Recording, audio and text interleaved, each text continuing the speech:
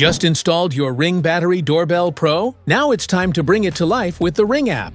In this video, we'll show you the simple steps to link it so you can start using all its smart features right away.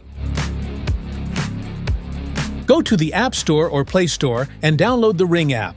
Open the app and either sign in or create a new Ring account. Make sure your phone's Bluetooth and location services are turned on. Tap Set up a device and select Doorbells from the list. Scan the QR code or Mac ID barcode on your Ring doorbell or packaging. Follow the prompts to give your device a name and location. The app will guide you to connect the doorbell to your Wi-Fi network. Once connected, it may update the firmware automatically. Wait for it to complete. When done, test the live view and motion alerts to make sure everything works.